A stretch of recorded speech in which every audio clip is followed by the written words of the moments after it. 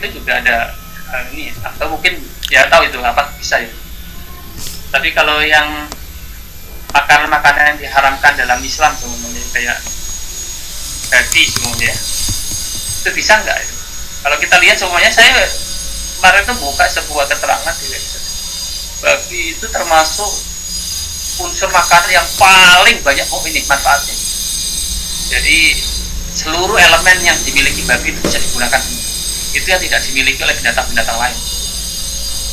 Jadi sampai bulu-bulunya ya, bulu-bulunya jadi sikat gigi, sampai tulang-tulangnya, sampai kulit-kulitnya, sampai apa-apa ya, kayak tingkatan kotorannya itu bisa bermanfaat semua itu. Sampai nggak ada yang tersisa dari babi itu yang tidak bisa digunakan, tidak ada manfaat. Itu kalau kita melihat seperti itu kayaknya sulit ya, tanpa bantuan kayaknya sulit untuk menentukan bahwa babi itu ada mudaratnya.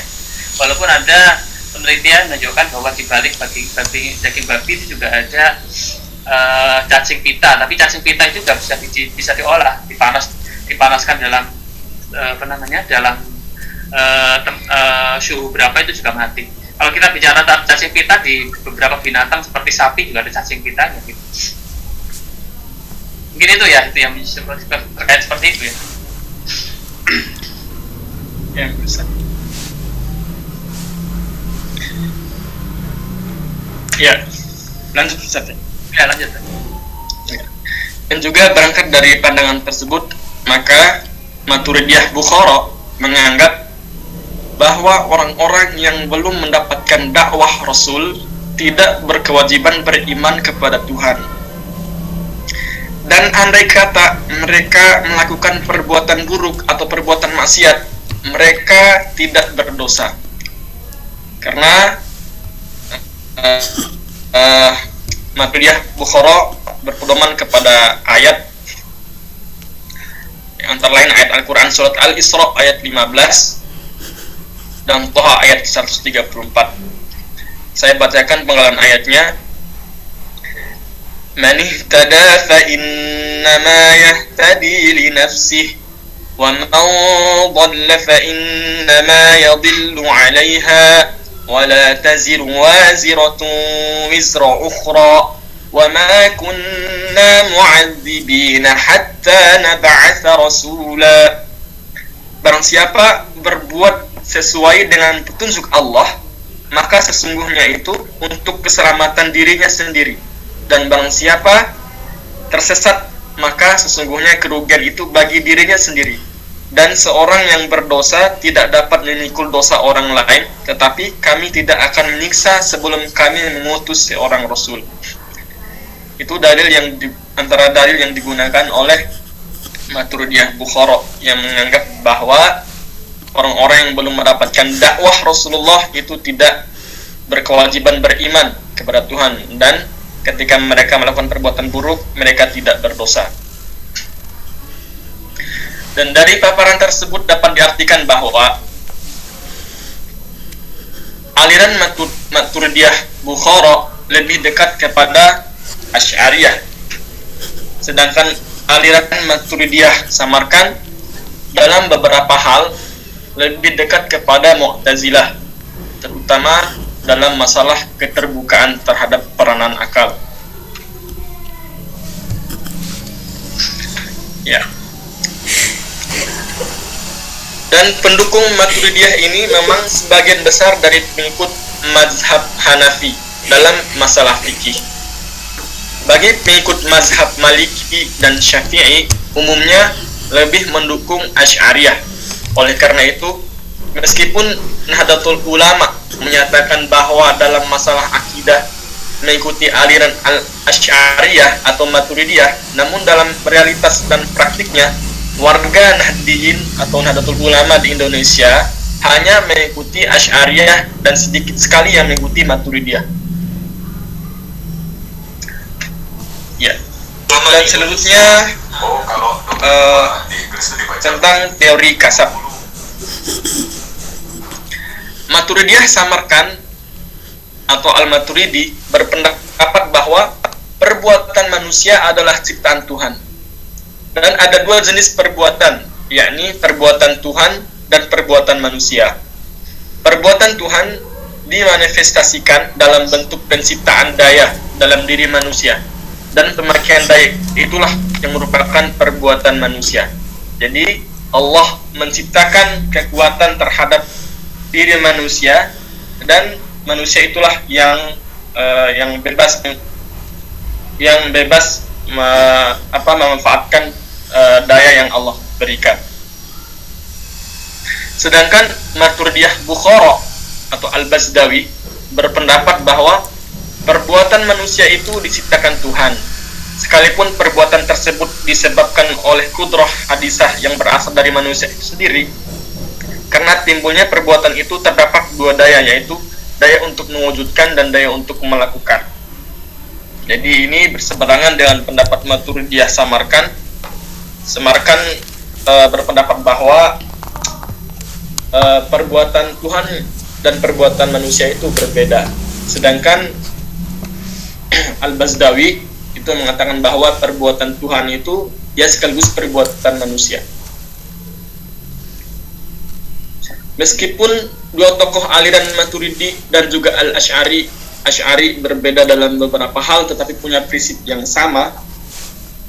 Jika terdapat pertentangan antara akal dan perbuatan atau usaha manusia, maka akal harus tunduk kepada wahyu. Itulah satu contoh sehingga mereka terpadu dengan satu aliran besar, yaitu Ahlus Sunnah wal Jamaah. Dalam perjalanan sejarah ilmu kalam, termasuk penjelasan tersebut yang tadi sudah dijelaskan tentang pemikiran Al-Maturidiyah, aliran Maturidiyah baik Samarkand maupun Bukhara itu sepakat menyatakan bahwa pelaku yang melakukan perbuatan dosa masih tetap sebagai mukmin karena adanya keimanan dalam dirinya. Adapun balasan yang diperolehnya kelak di akhirat bergantung pada apa yang dilakukan di dunia, apa yang mereka lakukan di dunia. Dan jika ia meninggal tanpa taubat terlebih dahulu, keputusannya diserahkan sepenuhnya kepada kehendak Allah Subhanahu wa taala. Jika menghendaki pelaku dosa besar tersebut diampuni, ia akan dimasukkan ke dalam neraka terlebih dahulu, tetapi tidak kekal. Jadi kesimpulannya, golongan Al-Maturidiyah terpecah menjadi dua golongan, yaitu Samarkand dan Bukhara. Demikian pemikiran atau doktrinnya juga berbeda. Dalam masalah akal dan wahyu, Maturidiyah Samarkand berpendapat bahwa akal lebih tinggi dibanding kedudukan wahyu. Dengan kata lain, sama dengan pendapat aliran Mu'tazilah tentang kedudukan wahyu dan akal. Sedangkan Maturidiyah Bukhara berpendapat bahwa wahyu dan akal saling berdampingan dan saling menguatkan. Dengan kata lain, kedudukan wahyu dan akal adalah seimbang. Dan juga ada beberapa faktor yang memberikan dampak kepada pengaruh Al-Maturidi tidak melebihi luasnya paham Ahlussunnah wal Jamaah ketimbang Al-Asy'ari. Antara lain adalah faktor geografis, faktor etos moral dalam bermazhab, dan faktor politik. Salah satu kekurangan Maturidiyah, kalau boleh dikatakan demikian, adalah kelahirannya yang tidak pada waktu dan tempat yang tepat, sehingga mengalami publikasi yang tersendat, di samping faktor-faktor lain dari para penulis sejarah dan teologi Islam yang jarang menyentuhkan Maturidiyah sebagai bahasan yang memadai juga tentang para tokoh-tokohnya dibanding Asy'ariyah. Jadi mungkin hanya demikian presentasi kita kali ini. Ya, lebih dan kurangnya kita akan berdiskusi lagi. Jadi bagi teman-teman yang ingin menanggapi atau menambahkan, atau juga bisa ada pertanyaan, dipersilakan. Sorry sama Ustaz Helmi, saya tanya, ada ya dari bacaannya itu tentang perbedaan contoh yang terkait dengan ini terhadap sebuah kasus gitu ya, antara Maturidi sama ini ya, Maturidiyah Samarkand sama Bukhara ini berbeda dalam hal apa gitu contohnya itu. Terus tadi kan ditentukan kalau samarkan itu lebih menempatkan akal lebih tinggi dibandingkan wahyu ya. Sedangkan kalau yang Bukhara itu menempatkan akal itu seimbang ya, setara dengan wahyu. Itu kalau ditempatkan, kalau dalam memecahkan sebuah persoalan itu ada nggak contohnya? Terutama untuk prinsip-prinsip dari tiga persoalan yang antum bahas tadi. Ada tadi itu ya tentang kasab usaha manusia tadi sama pelaku usaha besar, itu ada nggak? Sampai ke situ analisisnya ada nggak penjelasannya?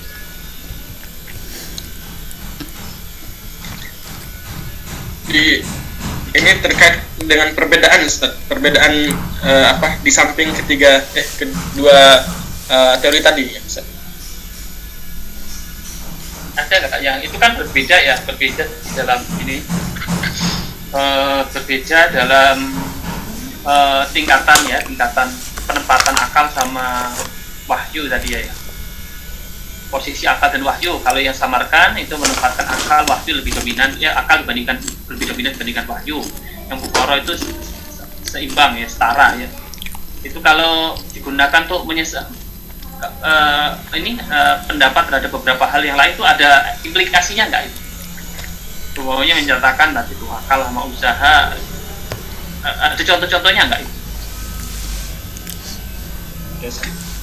Ustaz Helmi mungkin bisa bantu ya, yang bacaannya di artikel yang dibaca ada nggak contohnya?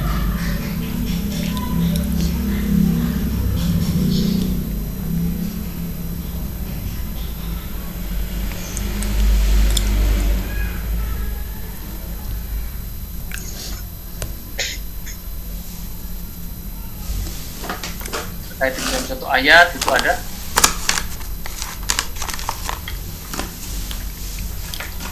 Mungkin dari makalah yang sudah kita susun itu, Ustaz, itu hanya memberikan gambaran dari beberapa ayat tadi dan juga tentang pelaku dosa besar tadi. Jadi kita belum menemukan gambar yang spesifik lagi tentang perbedaan kedua aliran tersebut. Mungkin dari Ustaz Syahmi mungkin mendapatkan contoh lain. Ustaz.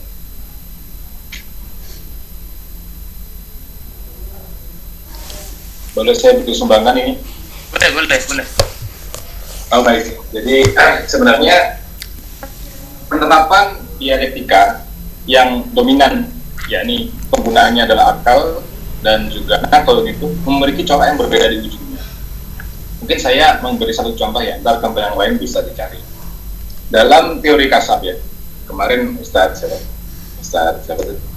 Zinun bilang di ilmu ini teori ya. Dalam teori kasab, kalau kita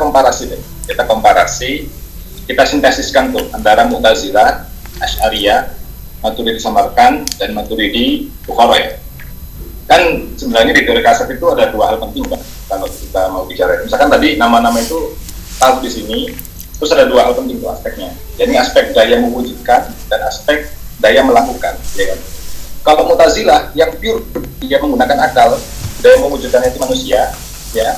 Daya melakukannya itu juga manusia. Oke. Asy'ari yang tadi seimbang tapi sudah masuk di situ nakal. Dan dominasinya memang nakal di situ.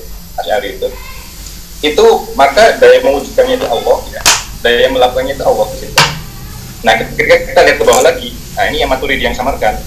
Daya mewujudkannya itu Allah yang memberi. Tapi daya melakukannya itu yang menentukan manusia. Ya kan di situ. Tapi Maturidi yang Bukhara, karena dia kan ada mengkritik Maturidi samarkan kan, Maturidi Bukhara itu imamnya itu.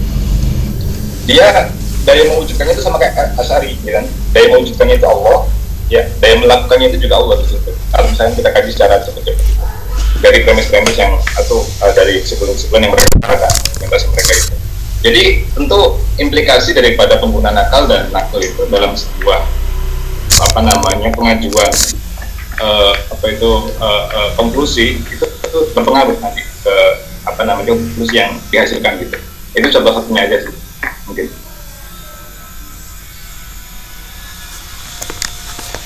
Coba ini bisa di-share ulang lagi mungkin bisa menjadi bahan diskusi kita untuk memperjelasnya. Yang tadi yang bagian tentang posisi akal sama wahyu bisa di-share di PPT terus ini atau bisa share dos Ya, siap.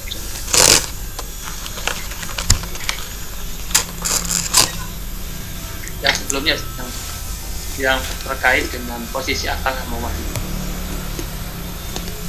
dari kasar. Nah ini ya,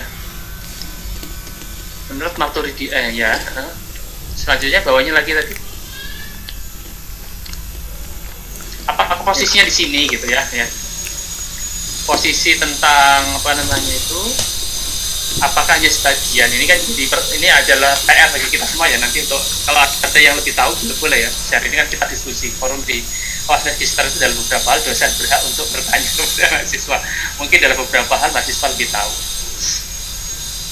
apakah posisinya mungkin di sini mungkin ya di posisi itu tadi bahwa proporsi di sini terkait dengan hal-hal ini gitu terutama tadi mungkin di bagian sebelumnya mungkin Ustaz ya ini ya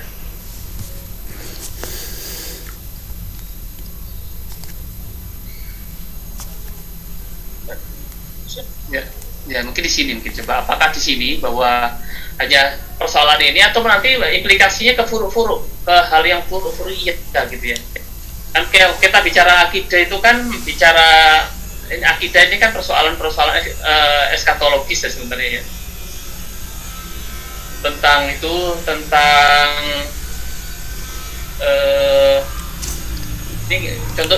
contohnya kurang jadi kita nggak bisa mendeskripsikan lebih jelas contohnya tadi hanya sebatas diperkenalkan bahwa Maturidi ada dua bagian jadi ternyata Maturidi itu terpecah menjadi dua juga ya. Yang pertama lebih mengunggulkan kepada akal yang kedua lebih mengunggulkan kepada ini ya. Tidak mengunggulkan kepada teks juga seimbang posisinya seimbang antara menempatkan akal dan teks seimbang tapi adalah beberapa hal ya Maturidi ini lebih rasionalis dibandingkan Asy'ari gitu ya lebih menempatkan dibandingkan Asy'ari Maturidi ini lebih lebih rasionalis karena terlihat dari pendirinya itu lebih dekat kepada madrasah Hanafiyah ya karena garis ini ilmunya rujukan ilmunya ilmunya adalah ke Hanafi jadi itu Asy'ari itu ya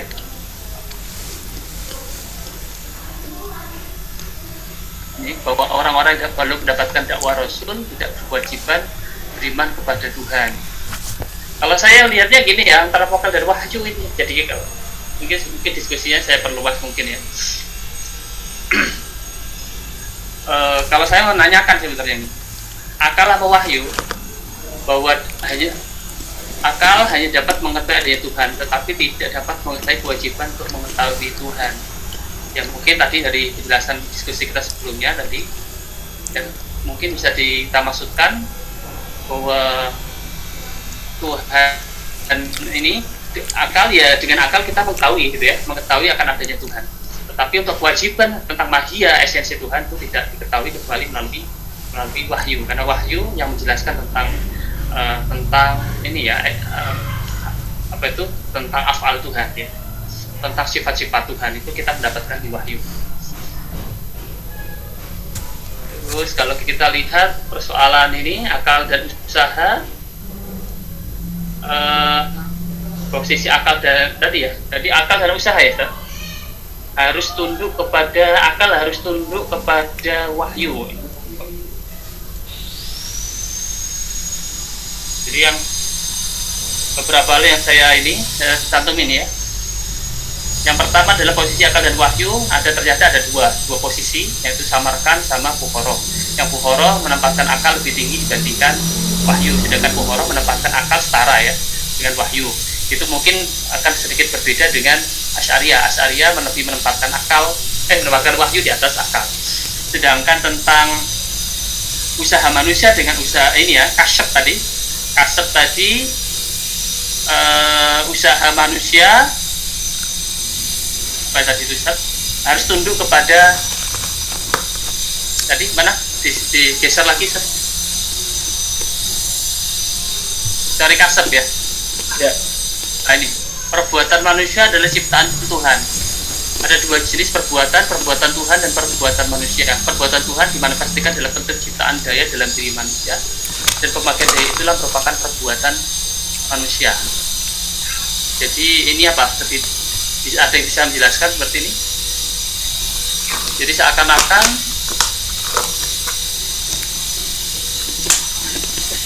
ya fakultasnya dayanya dari diciptakan Tuhan. Manusia, posisi manusia di mana ini?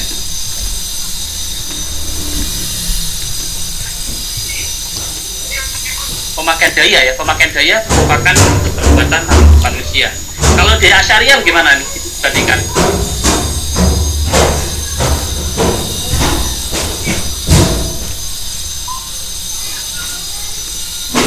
Kalau di Asy'ariyah itu tentu pemakaian daya itu merupakan perbuatan manusia, tapi dengan izin Tuhan.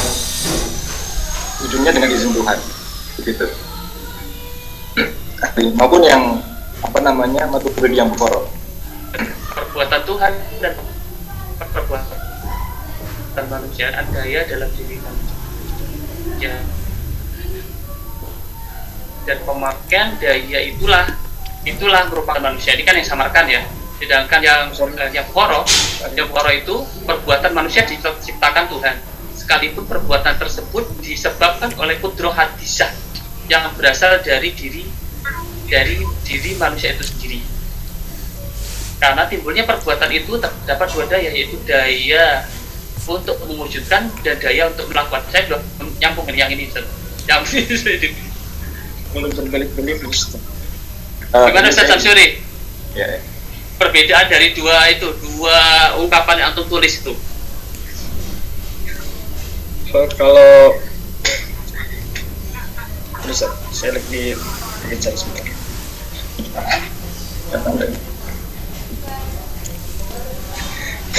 Kalau yang menurut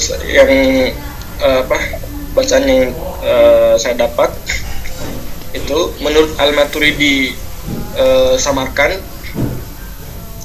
tidak ada sesuatu yang terdapat tidak ada sesuatu yang terdapat dalam diri manusia kecuali semuanya itu atas kehendak Allah, kehendak Tuhan, dan tidak ada yang memaksa atau membatasi kehendak Tuhan kecuali karena ada hikmah dan keadilan yang ditentukan oleh kehendak Allah itu sendiri.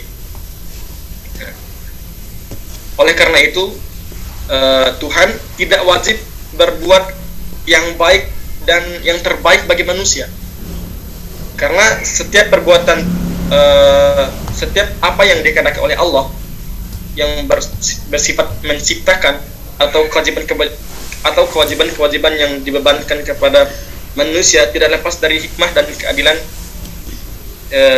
dari Tuhan, dari Allah Subhanahu wa taala.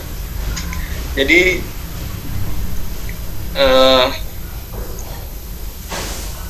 perbuatan manusia ini tergantung dari kehendak Allah. Jadi tidak ada kebebasan dari diri manusia. Karena Al-Maturidi Samarkand ini lebih condong kepada Mu'tazilah. Ya. Kalau Mu'tazilah kan ini, kalau berbicara ke Mu'tazilah itu kan manusia punya ikhtiar bebas, ini. Manusia ya ini manusia Tuhan hanya menciptakan karena ikhtiar itu ikhtiar. Karena manusia punya ikhtiar, maka manusia itu kena hukum. Jadi manusia baik dan buruk itu tergantung manusianya. Nah, itu ya. Kalau mau lebih dekat ke situ ya. Kalau yang Asy'ariyah kan enggak, tadi seperti yang diusahakan Ustaz Umbul, bahwa sebenarnya ya potensi maupun daya untuk melakukan itu adalah Tuhan. Tetapi manusia juga punya ini ya, punya daya untuk daya untuk melakukan dan tidak itu ya karena ada izin tadi. Tapi agak rumit ya pembahasan itu ya, agak rumit. Mungkin ini saya kembalikan lagi ke kawan-kawan, mungkin ada yang mau merespon dengan perspektif yang berbeda atau pendekatan berbeda atau menambahkan, silakan. Ini ruang diskusi, silakan. Saya mengomentari teori yang sebelumnya tentang teori apa yang bagian A itu tadi. Ya, sudah, silakan, Amir. Ya, bukan lewat. Ya, kalau saya perhatikan dari konsep Maturidiyah ini, mereka sebenarnya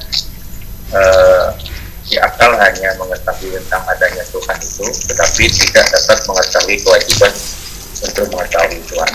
Ini kan konsep seperti ini sebenarnya kebalikan dari konsep Mu'tazilah. Mu'tazilah itu dengan akalnya mereka mampu untuk mengetahui kewajiban untuk mengetahui Tuhan, karena mereka menerapkan akal itu di atas di atas nas atau nakal. Kemudian yang saya tanggap dari statement yang di bawah itu, yang demikian juga akal hanya dapat mengetahui yang baik dan buruk.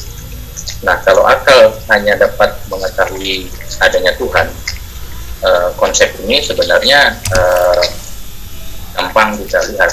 Kenapa? Karena dalil adanya Tuhan itu kan wujudu hadhil makhlukat. Adanya makhluk itu tentunya karena adanya kholik. Itu logikanya gampang sekali. Adanya yang diciptakan tentunya karena ada yang menciptakan. Nah, ini akal bisa menemukan. Kenapa? Karena adanya alam, ya, adanya bumi, adanya hewan, itu menunjukkan bahwa tentang adanya yang menciptakan, yaitu Tuhan.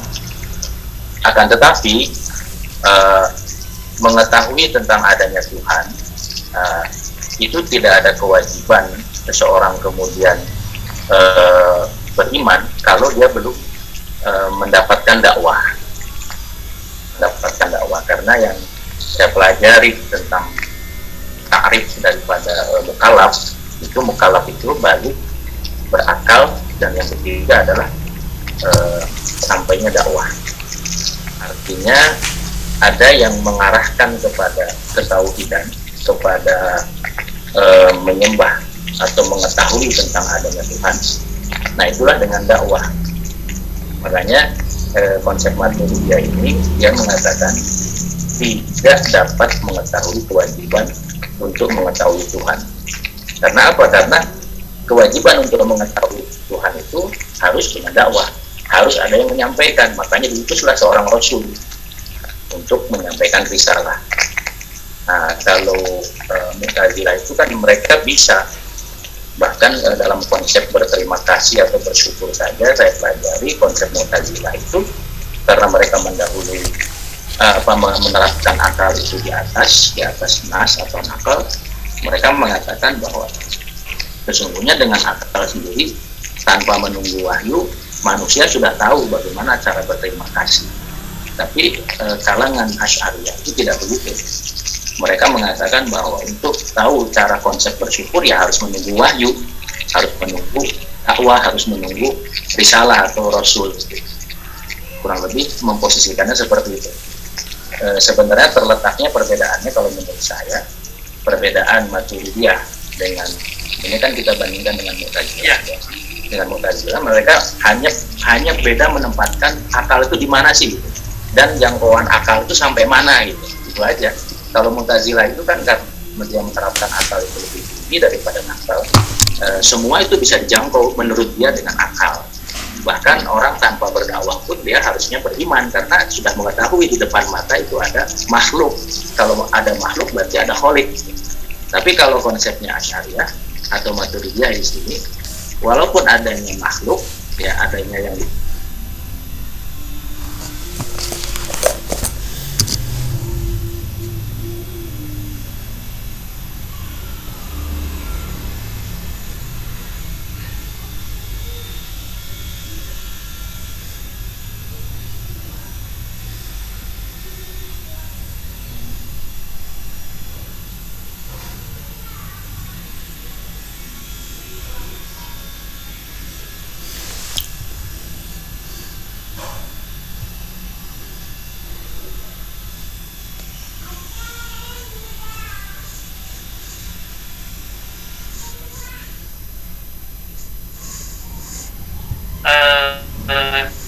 kewajiban untuk mengenal ya, untuk mengenal Tuhan. Kalau kita sudah bicara tentang kewajiban, itu ada implikasinya. Implikasinya tadi itu kan, sanksi ya. Kewajiban itu tidak dilaksanakan kan kena sanksi. Kalau kita menggunakan itu Mu'tazilah tadi dengan Allah, karena Mu'tazilah mendewakan akal, dengan akal maka itu wajib sudah mengetahui Tuhan dan wajib tahu tentang Tuhan.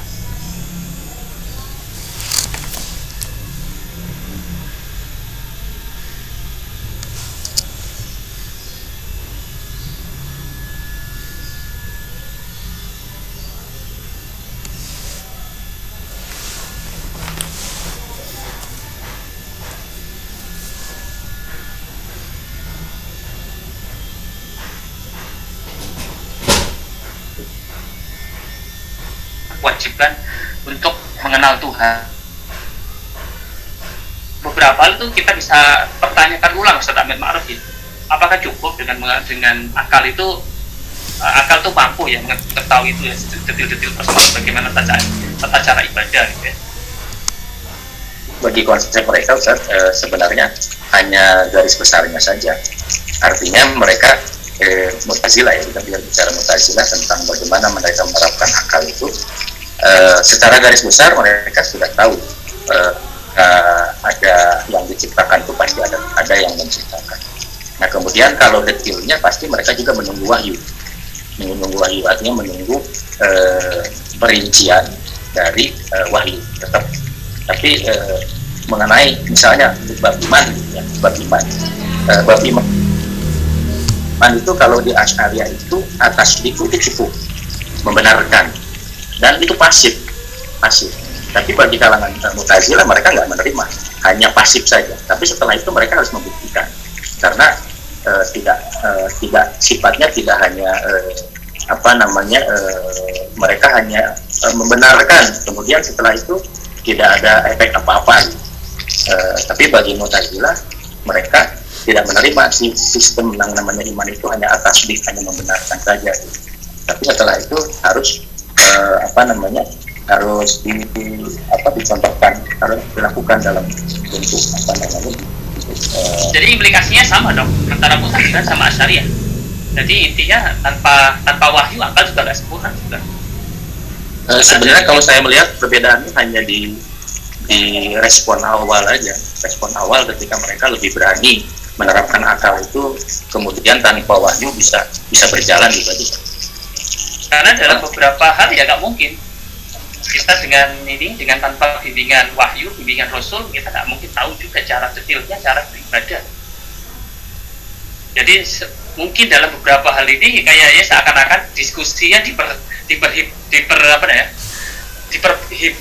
hibul ya, dibesar-besarkan dalam beberapa, tapi dalam rinciannya sebenarnya walaupun antara Mu'tazilah dan Asy'ariyah, Maturidiyah itu banyak berbeda, sesungguhnya banyak juga kesamaan.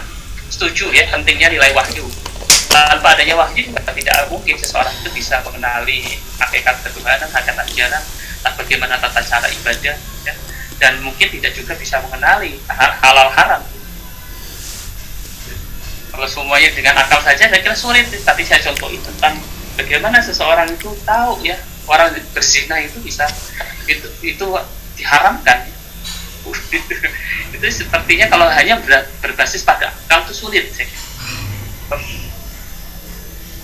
Karena akal itu minum khamar itu juga sulit. Kalau hanya berbasis pada akal, maka penting ya. Dan ada istilah yang cukup dikenal, ada manusia ini sudah dibekali oleh Allah Subhanahu wa taala dengan dua rasul. Ada rasul zahir sama rasul batin. Rasul batin itu apa? Yaitu fakultas akal pada manusia. Karena dengan akal manusia itu mengetahui mana baik dan buruk. Tapi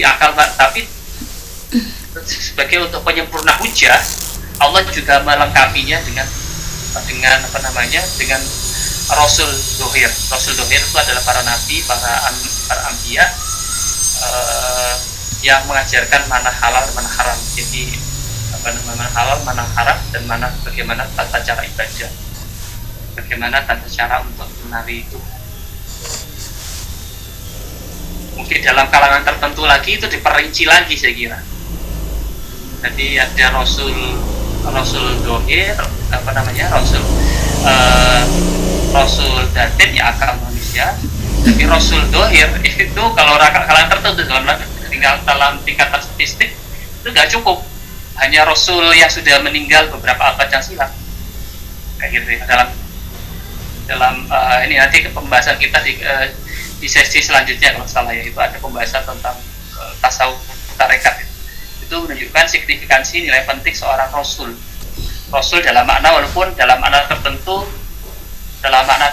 bukan rasul pembawa syariat ya. Ada namanya itu ada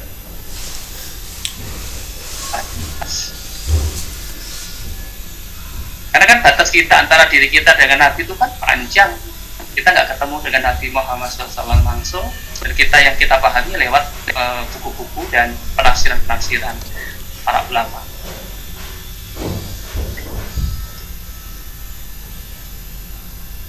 Ya. Oke, monggo silakan, ini cukup mencerahkan.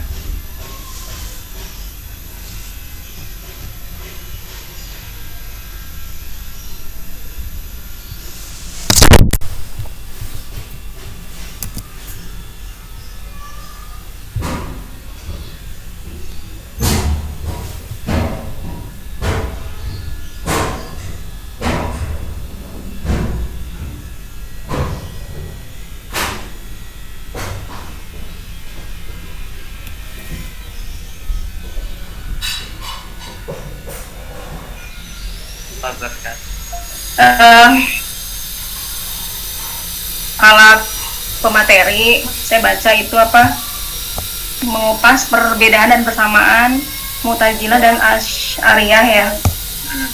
Persamaan itu kan mereka tidak setuju dengan paham Mu'tazilah. Jadi saya analisa secara tekstual itu Maturidiyah adalah antonim dari Mu'tazilah. Halaman kelima tadi ya. Tapi kayaknya sih udah sebagian sih udah terjawab oleh Ustaz Amir. Nah, yang kedua pertanyaannya, karena Mu'tazilah Maturidiyah ini lahir di zaman Mu'tazilah, benar nggak sih lahirnya ini alasannya karena hanya untuk membantah Mu'tazilah, nggak hanya semata-mata seperti Khawarij gitu kan, karena ada alasan politis, ingin kekuasaan gitu kan. Itu kedua. Ketiga yang saya bingung gini, ada dua golongan kan ya, Maturidiyah tuh, satu Samarkan dan dua Bukhara. Nah, golongan Samarkan ini alirannya nggak beda, artinya mendekati dengan Mu'tazilah. Sementara analisa saya yang tadi di awal, bukannya itu adalah lawan kata dari Mu'tazilah gitu, Maturidiyah ini. Itu aja. Bertentangan ya. Itu aja Ustaz. Terima kasih. Bisa direspon ini, ditujukan ke presenter ya. Silakan presenter. Karena ditujukan karena yang ditanyakan adalah makalah. Jadi yang menjawab adalah penulis.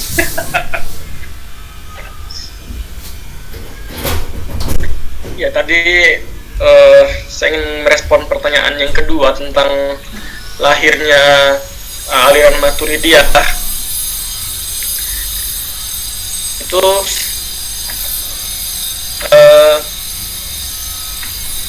Maturidiyah kan lahir setelah Asy'ariyah ya. Setelah Asy'ariyah. Jadi Maturidiyah lebih condong kepada paham Asy'ariyah daripada Mu'tazilah, dan juga memang mereka ingin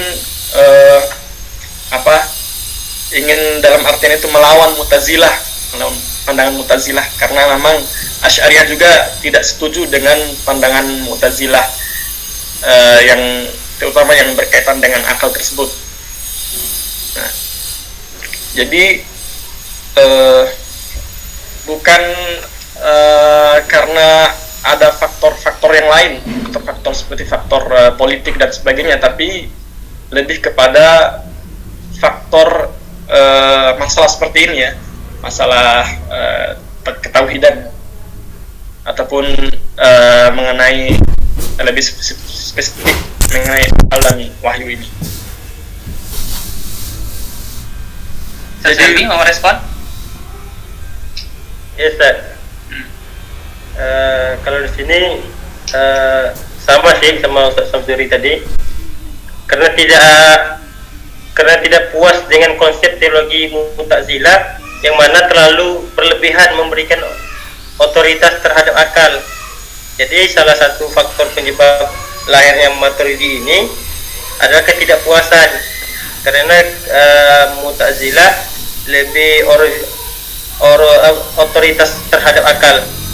Nah, sama juga dengan Imam Asy'ari, dia tidak sepakat sama otoritasnya Mu'tazilah karena otoritasnya terhadap lebih condong kepada akal. Mungkin itu kan. Kalau saya lihatnya responnya gini ya Ustaz. Ada siapa tadi namanya Ustaz Soninya? Sebenarnya antara Maturidiyah sama Asy'ariyah itu sama aja. Itu respon terhadap Mu'tazilah, kelompok Islam yang tetap menyebutnya sebagai kelompok Islam ya, kelompok Islam yang memberikan porsi akal yang tinggi ya dibandingkan teks. Maka dalam beberapa hal kalau terjadi pertentangan antara teks dengan akal, ya didahulukan akal dibandingkan teks. Karena tadi asumsinya bahwa sebenarnya ini yang paling dekat dengan diri kita ya akal. Sedangkan prinsipnya wahyu itu sebagai wahyu itu sebagai pendukung, penambah atau penguat akal, istilahnya gitu. Jadi tanpa adanya teks sebenarnya, tanpa adanya wahyu, manusia itu sudah mampu mengenali Tuhan ya, mengenali kebenaran. Dan tidak mungkin wahyu itu akan bertentangan dengan akal. Kalau terjadi sedikit pertentangan, itu bisa didialogkan atau dimenangkan akal. Bukan itu. Jadi Al-Maturidiyah maupun Asy'ariyah itu ya respon terhadap kelompok Islam yang menempatkan akal yang tinggi ya, berpihak terhadap dibandingkan teks. Nah, terus apa namanya itu, kalau kita lihat sejarah perkembangan lahirnya Asy'ariyah dan Maturidiyah itu kan beda tempat ya. Kalau yang Asy'ariyah itu kan pusatnya di Basra dan di Baghdad ya. Sedangkan Al-Maturidiyah itu di Samarkand dan Polo, jadi beda tempat juga. Jadi karena kalau kita lihat proses mihnah saja ini, kalau analisis saya, mihnah itu sebenarnya apakah diberlakukan pada seluruh wilayah umat muslim atau yang sebagian? Kalau kita lihat sejarahnya, orang-orang ulama-ulama yang menjadi korban mihnah bukan ulama-ulama yang pusat pemerintahan. Jadi sebenarnya itu kebijakan dulu itu kepentingan politik, tapi menggunakan agama ya istilahnya ya, menggunakan agama. Sebenarnya kan gini, orang Mu'tazilah itu sudah terlanjur bisa bertahun-tahun ya, puluhan tahun atau berabad itu dekat dengan penguasa. Nah itu kan ingin melindungi otoritas itu. Jadi sebenarnya kepentingannya itu, saya kira kepentingannya mihnah itu adalah melindungi kursi kekuasaan. Jangan sampai orang yang akan menempati kursi kekuasaan di Baghdad itu, orang yang dekat dengan pemerintahan itu, orang jadi mufti, jadi hakim, dan jadi polri, itu orang-orang di luar kelompoknya kan gitu selain. Jadi makanya ada mihnah itu, nah gitu ya. Mihnah itu untuk menguji fit and pass ya, pass and profit, bahwa seseorang itu layak nggak menjadi qadhi atau menjadi penasihat raja dan sebagainya. Orang yang punya kedekatan dan dekat dengan kursi kekuasaan. Saya kira kalau di daerah-daerah yang agak jauh seperti Samarkand dan Bukhara itu tidak kena itu gitu ya kiranya. Tetapi tetap Samarkand dan Bukhara itu juga respon terhadap sikap teologis tersebut. Jadi saya kira responnya berbeda gitu. Responnya berbeda. Kalau Asy'ariyah itu kan memang ini ya face to face ya. Face to face, ulama-ulama Asy'ariyah itu kan face to face terhadap itu Mu'tazilah. Yang Mu'tazilah itu lebih jauh ya, posisinya lebih jauh dibandingkan dibandingkan pusat kekuasaan Baghdad. Karena kita lihat Samarkand dan Bukhara itu kan Uzbekistan. Uzbekistan itu kalau kita lihat sekarang wilayah mana? Rusia ya, masuk Rusia jauh. Imam Bukhari kan di situ ya. Di situ. Jadi pusatnya itu juga kita lihat kultur kultur madhabnya, madhab fikihnya itu juga berbeda. Rata-rata kalau orang Maturidiyah, ulama-ulama Maturidiyah itu punya background ilmu-ilmu rasional maupun ilmu-ilmu nakalnya dari Imam Hanafi. Nah itu juga. Kalau kita lihat sekarang, kenapa Madhab Asy'ari itu lebih berkembang ya? Karena kita lihat juga perkembangan Madhab Syafi'i itu lebih besar ya. Madhab Syafi'i dan Maliki itu lebih besar dibandingkan Madhab Hanafi. Makanya ya secara otomatis penyebar pandangan keagamaannya lebih mudah tersebar Asy'ariyah dibandingkan Maturidiyah. Jadi kalau menurut saya dua-duanya itu respon terhadap pemikiran Mu'tazilah, tetapi ya beda ini tadi ya. Jadi istilah pandangan keagamaan itu nggak bisa dilepaskan dari itu tadi, dari lingkungan tadi ya. Pilih lingkungan. Biasanya kan orang kan tarik menarik kalau kita menggunakan teori itu ya, tarik menarik. Jadi mana pandangan yang diikutin banyak orang?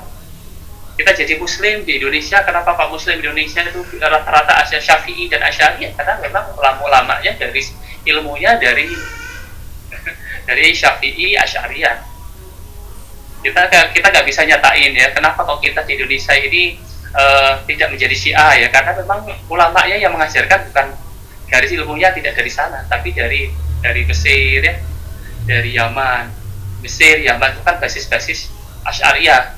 Basis madhabnya dari Syafi'i, maka otomatis ketika pulang ke Indonesia itulah madhab-madhab fikih maupun madhab teologi ini yang dikembangkan. Jadi inilah menjadi mayoritas di Indonesia. Coba semuanya kalau kita nggak bisa bayangkan kita tinggal di Iran ya.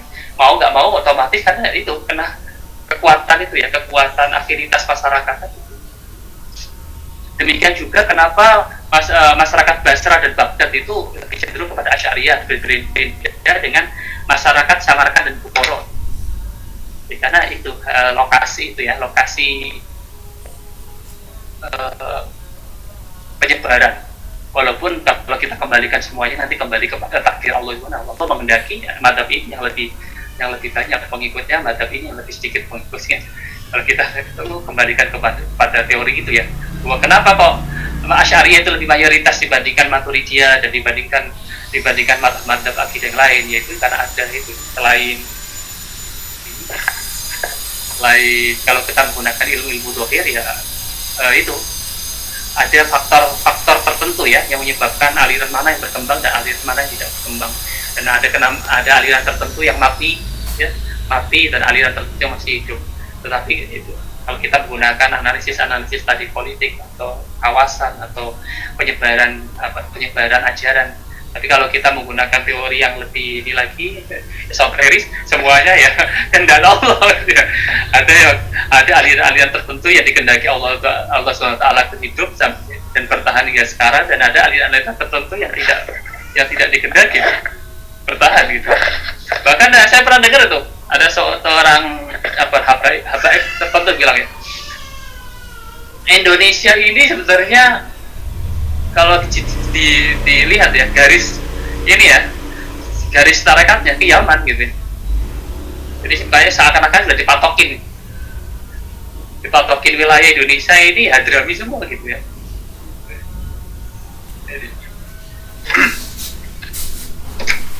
Ya, monggo silakan itu. Ya tadi Bu, respon kita terhadap Bu Sani ya, mungkin Ustaz Unggul silakan. Oh baik, memang tentu corak pemikiran seseorang itu akan berkorelasi ya, dengan corak pemikiran masyarakat juga. Kalau masyarakat rasional ini juga bisa rasional juga kan, masih pendekatannya. Saya cuma memfabrikasi dari beberapa pernyataan Ustaz Karwanto untuk saya lemparkan. Saya ingin lebih tahu bagaimana sih pendapat atau pandangan dari kelompok gitu ya. Satu, kenapa sih corak Maturidi ini sebenarnya kok lebih rasional daripada Asy'ariyah? Itu nomor satu. Nomor dua, kenapa aliran ini itu kok lebih nggak lebih masyhur gitu daripada Asy'ari gitu. Nah, ini boleh dijawab dengan pendekatan subjektifis ya. Tadi perjalanan sudah menjelaskan panjang lebar itu tentang adanya relasi dari kekuasaan juga gitu ya. Nah, mungkin pendapat dari kelompok itu apa gitu. Itu aja sih, simpel gitu. Ada pertanyaan lain, Ustaz? Pertanyaan sama jadinya yang disampaikan Ustaz Sonia. Ya, sebenarnya saya ingin lebih tahu dari kelompok juga sih. Misalkan saya mungkin membuka sedikit ya, nanti kelompok bisa menambahkan. Misal kenapa sih kok coraknya itu Maturidi lebih rasional? Karena kalau misalkan saya melihatnya dengan pendekatan subjektifis di daerah Samarkand itu dulu, ketika sudah di bawah pemerintah Samaniyah gitu kan. Di situ tuh kulturnya cukup stabil secara politik, secara keamanan, dan juga di situ sudah ada namanya itu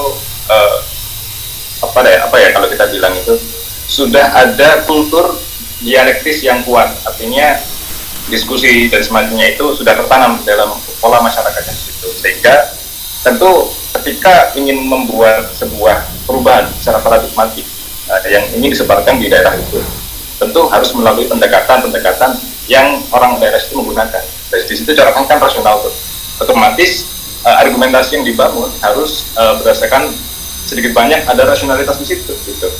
Kayak gitu ya misalkan ya. Terus itu yang terus yang nomor dua tadi, kenapa kok aliran ini nggak lebih masyhur gitu daripada Asy'ari? Ya mungkin kalau secara geografis nanti kelompok bisa tambahkan lah, karena ini di timur gitu ya, Asy'ari nggak ke tengah gitu ya. Terus nomor dua, tokoh-tokoh yang menyebarkan Maturidiyah itu tidak ada, atau mungkin sangat minim ya, yang punya kaliber Al-Ghazali misalnya. Terus nomor dua, aliran ini pun juga tidak didorong oleh misalkan institusi kuat seperti Nizamiyah ya kan, kalau Al-Ghazali itu. Nah, ini kan kurang tuh dorongan tentang hal itu. Jadi kenapa ini kok nggak sefamiliar itu dengan Asy'ari? Mungkin juga kenapa di Indonesia kok rata-rata Asy'ari kan, bukan Maturidi kan gitu. Karena di Indonesia misalkan dalam corak pemikirannya itu kan tradisional ya kan. Kalau yang Maturidi kan lebih modern ya, lebih akademik gitu kan. Nah, corak-corak tradisional ini kayaknya lebih cocok deh dengan pendekatannya Asy'ari kan gitu. Boleh jadi hal itu latar belakangnya kenapa di Indonesia kok misalkan lebih mayoritas Asy'ari gitu. Misalkan mungkin kelompok bisa menambahkan juga. Ya, Ustaz Unggul tuh minta pendapat kelompok Suhaimi dan Ustaz Samsyuri.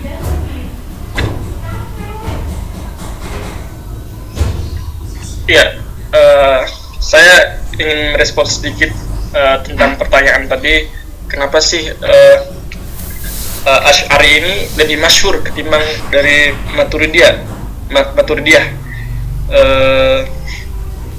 Dari bacaan yang saya dapat itu aliran Asy'ari ini lebih banyak diikuti oleh para ulama atau ulama-ulama besar terdahulu ya, seperti Imam Al-Baihaqi, terus Al-Ghazali gitu. Itu ulama-ulama fikih, mereka lebih condong kepada Asy'ariyah ketimbang Maturidiyah.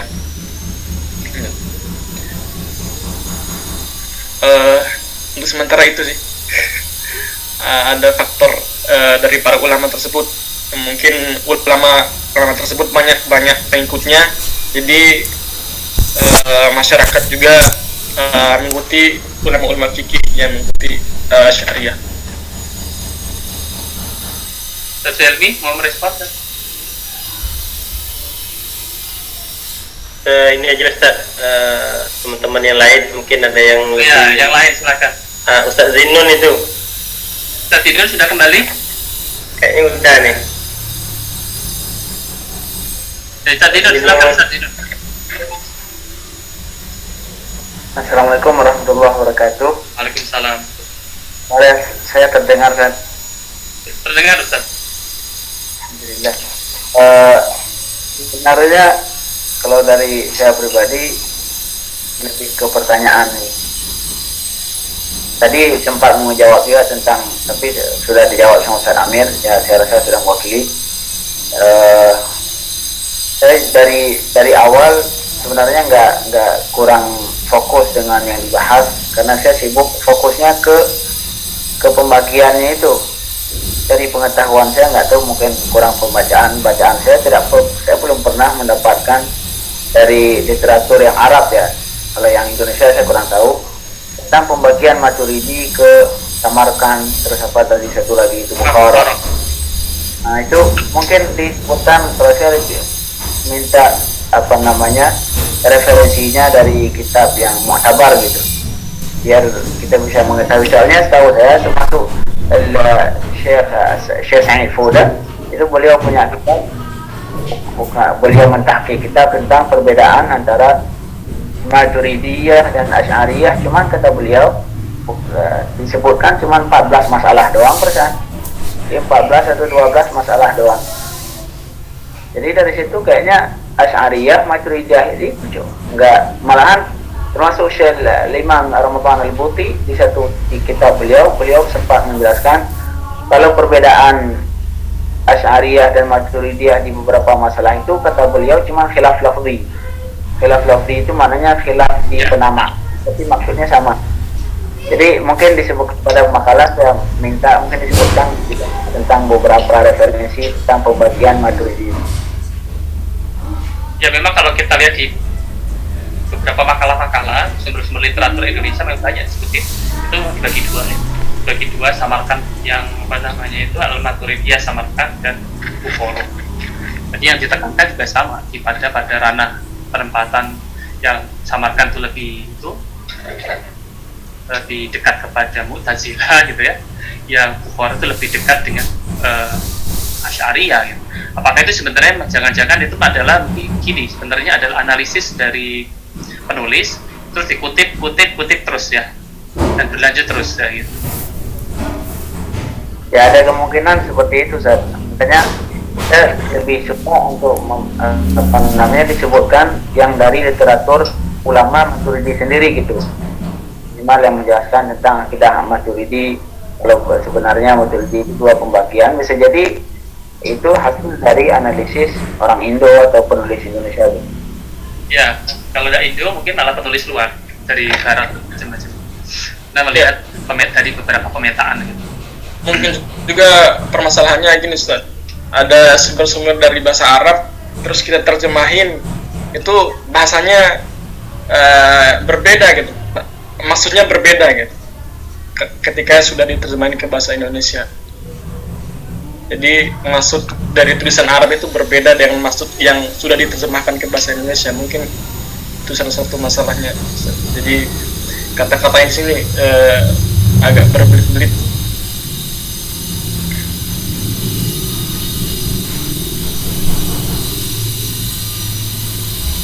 Soalnya saya dari awal di presentasi makalah sampai sekarang, baik di Google, di YouTube, saya cari pembagian Maturidi dalam literatur Arab, baik di kitabnya itu sampai sekarang belum ketemu. Memang kurang, pencarian saya yang kurang ya. Ya itu, ya. Ketika kita mencari sumber-sumber terutama bahasa Indonesia, Ustaz, itu memang kebanyakan itu aliran Maturidiyah itu dipisah menjadi dua di Bukhara sama Samarkand. Itu hampir semua itu, Ustaz, di literatur Indonesia. Ini pemetaannya juga sama ya, dari tokoh-tokohnya awalnya itu kan kita nggak, tokoh-tokohnya itu dari pendirinya ya. Kan ada tokoh-tokoh Maturidi itu yang berasal dari Samarkand, dan ada tokoh-tokoh yang berasal dari Bukhara. Mungkin dilihat dari buku-buku mereka itu ada beberapa perbedaan cara pandang tertentu yang sedikit berbeda, ini diklasifikasikan berbeda gitu. Seperti kayak pembahasan sebelumnya, Asy'ariyah kan juga Mu'tazilah ya. Mu'tazilah itu kan juga dibagi dua. Ada Mu'tazilah yang Baghdad dan Mu'tazilah yang Bashrah, ya kan? Mu'tazilah yang Bashrah itu lebih moderat, terus sedangkan Mu'tazilah yang Baghdad itu lebih keras ya.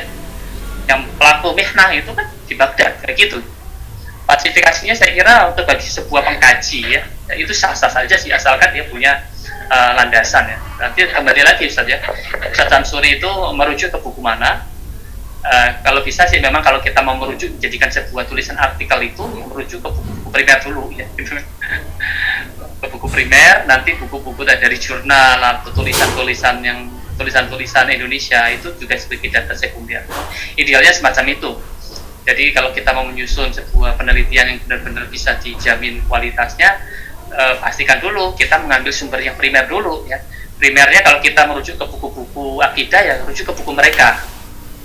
Jadi sehingga kita tidak salah paham juga ya. Kita bicara Asy'ariyah ya ambil ke buku Asy'ariyah utama. Maturidiyah buku Maturidiyah dulu ya. Syiah juga demikian, Wahabiyah juga demikian ke buku mereka. Banyak kan kita gitu itu lumrah. Banyak kan dari kita kan kita memahami pendapat itu dari sumber yang keberapa gitu ya. Akhirnya jadi kadang-kadang kita salah paham terhadap pemikiran. Tapi kalau menurut saya sih mungkin bisa dibenarkan ya pembagian disamarkan dan kufur, karena memang dilihat dari klasifikasinya kan beragam. Biasanya bisa klasifikasinya dilihat dari tokoh-tokohnya gitu.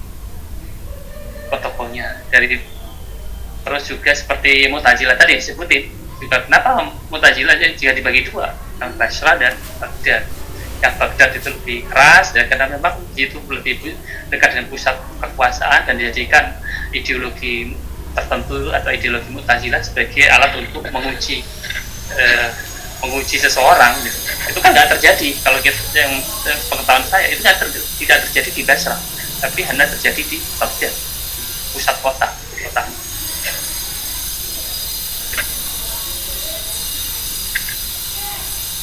Tapi untuk kepastiannya nanti bisa dicek lagi ya, apalagi nanti kalau penelitian ini menjadi tingkat tesis ya, jadi pastikan ambil sumber-sumber yang utama dulu. Kita membaca pemikiran Maturidi, buka buku-buku yang lebih otoritatif.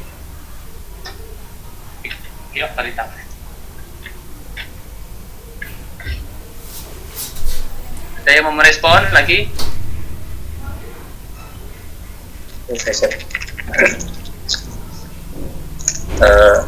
Tadi menanggapi tentang pembagian dari Separuh, ya silakan Amin. Ya, bagian Maturidi itu jadi dua golongan ya. Kalau saya lihat dari sejarahnya, siapa tadi yang di Bukhara itu Al-Bazawi ya. Al-Bazawi tadi ya. Al-Bazawi itu kan sebenarnya muridnya Al-Maturidi kan. Nah kemudian kita tinggal menilai saja itu kan satu jalur ilmu lah ya, murid beliau yang kemudian hidup di Bukhara. Dalam hal ini kan kalau kita rujuk memang Al-Maturidi itu adalah sesuai namanya beliau Al-Maturidi, berarti kalau di sini ada paham yang berbeda. Kalau pahamnya itu kemudian disandarkan kepada Al-Maturidi ya, mungkin kita mengambil kepada sumber yang nomor satunya gitu kan, Al-Maturidi. Karena ternyata pada perkembangannya murid sama guru ini berbeda gitu. Nah, kecuali kalau Al-Bazawi ini mendirikan sendiri aliran teologi yang memang berbeda dengan gurunya gitu kan. Kita kan tinggal menilai seperti itu sebenarnya. Jadi kalaupun mungkin ada beberapa literatur yang tidak mencantumkan aliran Bukhara ini ya, kondisinya seperti itu saya lihat bahwa ada perbedaan pendapat antara seorang guru dan murid yang kemudian dalam makalah ini diakomodir menjadi dua bagian gitu. Padahal itu posisinya adalah guru dan murid. Dan ternyata ada perbedaan pendapat juga antara seorang guru dan murid, dan ini lumrah sebenarnya ketika ada sesuatu yang berbeda antara guru dan murid. Dalam 4 mazhab juga kan sumbernya sama sebenarnya, tapi ternyata ketika sudah jatuh hukum ijtihad jadi berbeda. Ini kurang lebih seperti itu. Ya itu juga alasan yang sangat rasional bagi kita ya. Alasan rasional bahwa kenapa ini juga Al-Bazawi itu kan pernyataan bahwa dia pengikut Al-Maturidi kan dinisbatkan ke dia, dinisbatkan kepada dia tetap menamakan pemikirannya itu pemikiran Maturidi, walaupun dalam beberapa hal ada perbedaan itu seperti itu ya, tidak Amir Ma'ruf ini. Sepertinya juga karena kalau dari sejarahnya dilihat, Al-Bazawi ini juga rihlah ilmiahnya juga lebih luas saya kira dibandingkan Al-Maturidi. Dia sempat mengambil ilmu dari tokoh-tokoh Asy'ariyah juga. Itu kalau dari penjelasan artikel yang saya baca, tuh Al-Bazawi ini selain mengambil ilmu dari Imam Al-Maturidi, dia juga mengambil dari ilmu dari guru-guru yang bermadhab Asy'ariyah. Jadi ada sudah ada perkembangan gitu ya, ada persinggungan hubungan dengan tokoh-tokoh lain. Makanya akan kesannya pemikiran Imam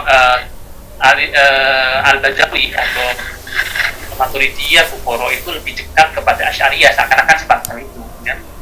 Sedangkan Maturidiyah Samarkand itu seakan-akannya masih memegang teguh bagaimana dulu yang diajarkan oleh pendiri pertamanya. Itu gitu Ustaz Amir Ma'ruf ya. Sepertinya.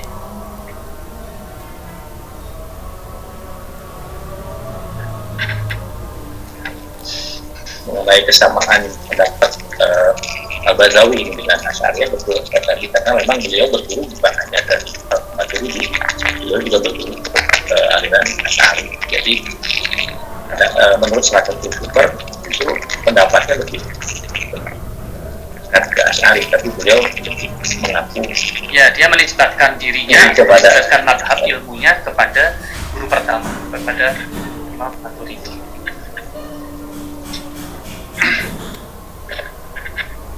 Kalau kita lihat juga Imam Maturidi itu dari beberapa sumber juga menunjukkan punya kedekatan pendapat, pandangan-pandangan dengan Mu'tazilah itu ya.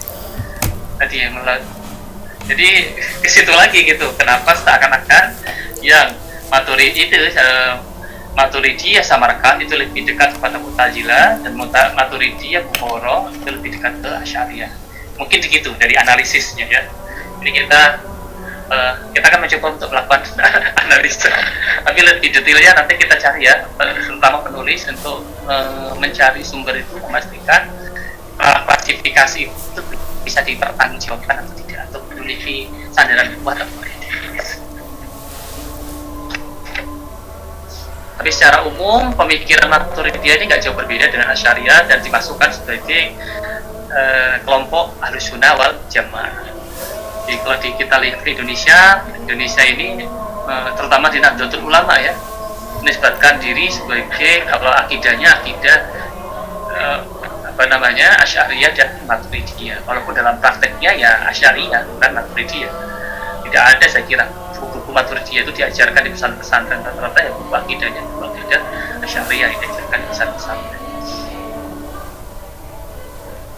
Demikian juga buku fikihnya juga yang diajarkan kan diakui ya, 4 mazhab Maliki, Hambali, tapi dalam praktiknya yang diajarkan Syafi'i. Mungkin diajarkan perbandingan mazhab itu, fikih perbandingan mazhab itu sudah kelas tinggi ya, diajarkan di para santri yang sudah kelasnya tinggi itu diajarkan 4 mazhab itu perbandingan. Ada respon lagi? Kalau nggak ada respon sudah jam 3.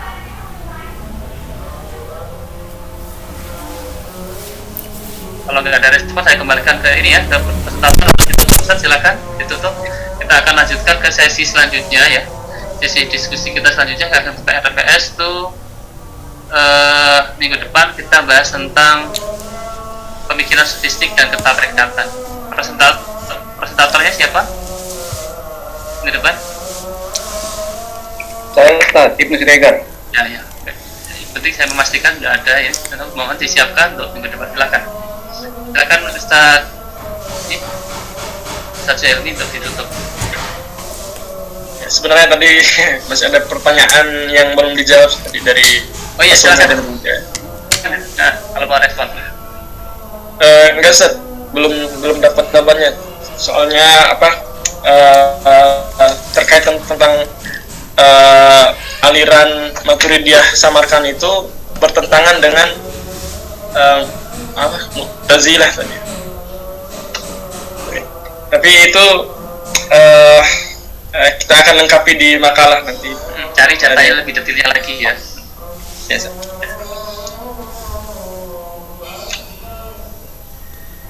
Dan juga tadi dengan sumber-sumbernya mungkin kita akan lengkapi. Ya. Cari dulu. Mungkin ya sesuatu yang mau tutup.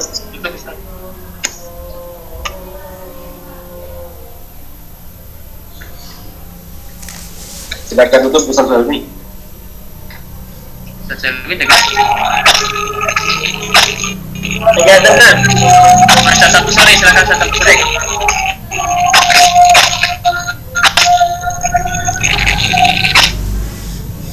Ya. Ya alhamdulillah tadi sudah kita diskusi bersama-sama tentang aliran Maturidiyah yang mana terdapat banyak persoalannya yang belum selesai yang akan kita diskusikan.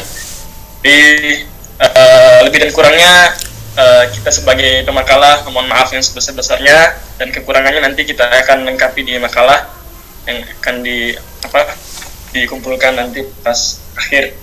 Di kesimpulannya bahwa Maturidiyah ini terpecah menjadi dua golongan, Bukhara dan Maturidiyah Samarkand dan Bukhara, dan masing-masing dari kedua golongan ini mempunyai pandangan yang berbeda-beda, dan juga terdapat juga banyak kesamaan dari keduanya. Tapi di balik itu mereka tetap sama-sama Ahlus Sunnah wal Jamaah. Jadi mungkin hanya demikian kesimpulan yang mungkin dapat saya sampaikan. Terima kasih banyak dan mohon maaf jika terdapat banyak kekurangan. Terima kasih. Assalamualaikum warahmatullahi wabarakatuh.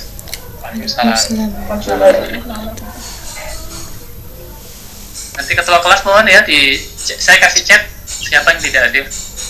Dan